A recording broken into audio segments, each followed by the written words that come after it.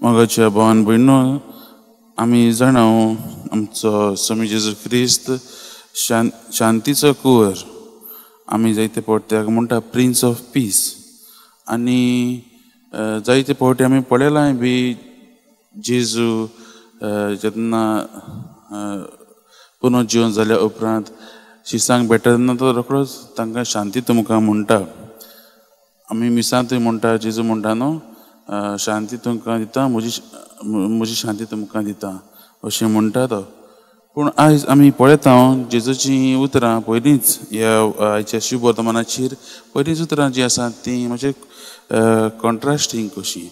तो म्हणटा हांव सवस्तकाय न्हू पूण तरवार हाडूंक ह्या संवसारांत आयिल्लो आसा. केन्ना केन्ना आमकां दिसता जेजू एके भाशेन उलयता आनी आयज दुसरेच भाशेन उलयता म्हणून.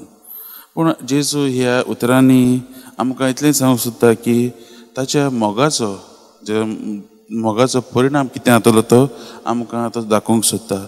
म्हणजे कितें, जेन्ना आमी जेजूचो मोग करता तेन्ना आमचे फॅमिली मदेंच घराब्या मदेंच जायती वेगळाचार येतले, जायती वेगळीकाय येतली. आनी तशेंच न्हू कितें एकामेकां मदें फूट कशी येतली, दुस्मानकाय कशी येतली.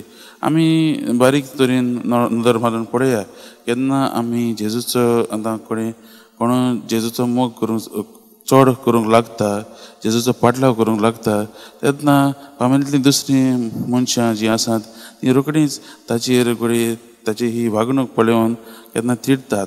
तीं क्रिस्तांवूच, पूण केन्ना केन्ना कितें जाता हो ताचो पूत ओ धूव ओ आवय बापूय चड जेजूच्या ओ देवाच्या वावरांत आसतना तेन्ना आमकां दुसरें तें पळोवन वायट दिसता व तांचेर आमी निशेध मारतात व तांची नीट करतात. हें रिफ्लेक्शन करता आसतना म्हाका म्हणजे एक कंपेनियनाचो उगडास येयलो. म्हजे बरोबर शिंकतालो तो, आनी तो ताची आपोवण्याची काणी तो म्हाका सांगतालो. तो म्हणटालो की जेन्ना तो पाद्री जावंक जॉयन जाता तेन्ना ताचो बापूय नाका आसलें ताणें जॉयन जालोलो. ताचो बापूय ताका जायते फावटी ताणें ताका मुखार वचूंकूच दिवंक ना.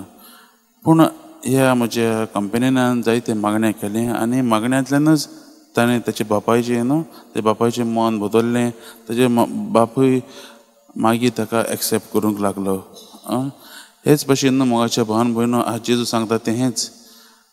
जेन्ना आमी जेजूचो मोग करता तेन्ना आमचे मदेंच, आमच्या घराब्या मदें जायती वेगळीकाय येतली आनी ती आमी सोंसूंक गरजेची. आनी ती कशी सोदतली तेन्ना आमी देवाचेच लागीं येवन, देवाचेच लागीं वेळ सारून ताचेच बरोबर रावून आमी ही वेगळीकाय जी आसा ती पयस करूंक आमच्या घराब्यांत, आनी जीं कोण जेजूक आजून स्विकारना तांकां परतून देवा लागीं हाडूंक आमी मागूंक गरजेचें. आनी हेंच न्हू, पयलें जेजू हें म्हणटा आपूण सवस्काय हाडूंक येवंक ना पूण तरवार हाडूंक आयलां. आनी मागीर फुडल्या वडींनी आमी पळयत जाल्यार जेजू आमकां दर एक क्रिस्ताच्या पाटलादाराचो, दर एक क्रिस्ताच्या शिसाचें कितें कितें करूंक जाय, एक शिसान कितें करूंक जाय तें आमकां ती इंस्ट्रक्शन दिता. आमी आमचें खरीच घेवन देवा फाटल्यान, जेजू फाटल्यान वचोंक गरजेचें. तर मोगाच्या भावान भयणो, आमी असले परिस्थितींत आहा जाल्यार न्हू आमी रागात जावची न्हय. आमी जेजूच्या मोगान आनी वाडोवंक, आनी जी लोक जी आमची घरचीं, जी आमची लागशिल्लीं आमकां केन्ना अशींच करता जाल्यार आमी तांचे पासत मागून तांचें काळीज बदलूंक आनी ती देवाच्या मार्गान चलोवंक वावरूंक आमी मागूंक गरजेचें. तर आयज ह्या वाचपाचें नियाळ करता आसतना आमी हेंच करुया.